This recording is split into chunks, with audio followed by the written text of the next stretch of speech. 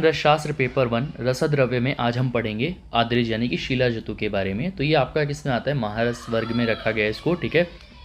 तो शिलाजतु के बारे में अगर हम बात करते हैं, शिलाजतु या शैल्य, शिलाज, शिलास्वेद, गिरीज, सूर्य की जो आपकी जो तीव्र जो किरणें होती हैं सूर्य की, जब वो हिमालय पर पड़ती हैं यानी कि जो पर्वत पर पड़ती हैं, ये सारे इसके पहले तो सिनोनियम से आप देखिएगा यहाँ तक, ठीक है। यहाँ तक ये जो जितने भी थे इसके सिनोनियम से।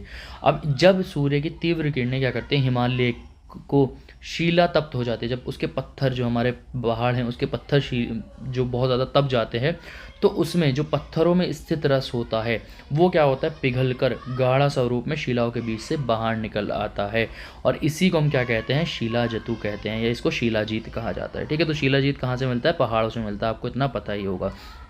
अब हम बात करते हैं इसके भेद। तो आचार्य चरक ने 4 बताए, स्वर्ण, रजत, ताम्र और लौह बताया है। इसी तरह आचार्य सुश्रुत ने कितने बताए, 6 बताए हैं, स्वर्ण, रजत, ताम्र, कृष्ण, नाग और वंग। इसी तरह रस रत्न समुच्चय ने बताए हेमगर्भ, रौप्य गर्भ, ताम्र गर्भ और अयोगर्भ, ठीक है।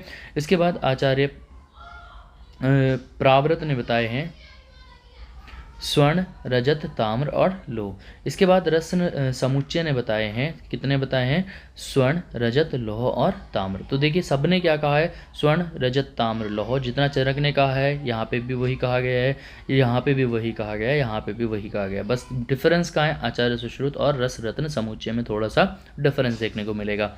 अगर हम इसके ग्राह्य के लक्षण की बात करते हैं, किसको आपको लेना है मेडिसिन फॉर्मेशन या किसी भी यूज़ में, तो जो कैसा हो, गोमूत्र गंध वाला हो, जिसमें से गाय की मूत्र की समान गंध आती हो, जो काला हो, चिकना हो, कोमल हो और भारी हो, ठीक है। साथ साथ में कैसा हो, तिक्त हो और कषाय और शीतल हो, ऐसा आपको ग्राह्य करना है, मतलब उस शिलाजतु का आपको लेना है। अब शिलाजतु को देखिए हम किसी भी रस द्रव्य को यूज़ करते हैं तो हम उसका क्या करते हैं, शोधन करते हैं।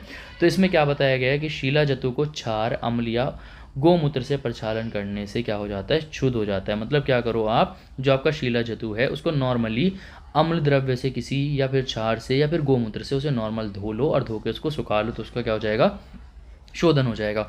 एक शिलाजतु और प्रेजेंट होता है जिसका नाम है कपूरगंधी शिलाजतु।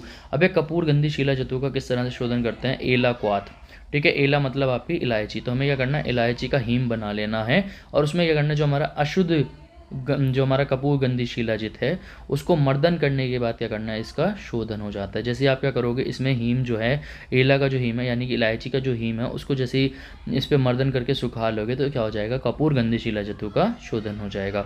मारण किस तरह से करते हैं, तो क्या करना है, समभाग में गंधक और हड़ताल लेना है, ठीक है। क्या लेना है, संभाग में गंधक और हड़ताल लेना है। उसके बाद क्या करना है, आपको मातुलिंग सौरस से क्या कर देना है, इसका मर्दन करके 8 उपलों का पुट देना है, यानी कि 8 उपलों की अग्नि देनी है।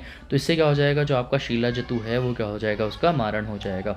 अगर हम सत्वपातन की बात करते हैं तो सत्वपातन में क्या करना है आपको, द्रावक वर्ग, ठीक है, जो द्रावक गण की औषधियाँ हैं उनके साथ घृत गुंजा वगैरह के साथ मिलाकर क्या करना है, इसको अम्ल द्रव्यों को पीस कर क्या करना है, मूषा में रख के क्या करा देना है, तीव्र धमन करा देना है। जब आप इसका तीव्र दमन कराओगे तो जो प्योरेस्ट फॉर्म है वो आपको बाहर मिल जाएगी। इसके बाद हम बात करते हैं फॉर्मुलेशंस के बारे में। तो इसके डिफरेंट फॉर्मुलेशंस मार्केट में मिल जाते हैं, जैसे आरोग्यवर्धनी वटी और शिवा गुटिका नाम से इसके फॉर्मुलेशंस मार्केट में आपको देखने को मिल जाएंगे। ये था आज का हमारा लेक्चर जिसमें हमने शिलाजतु के बारे में पढ़ा। आई होप आपको लेक्चर पसंद आया होगा। मिलता है नेक्स्ट वीडियो में। Thank you.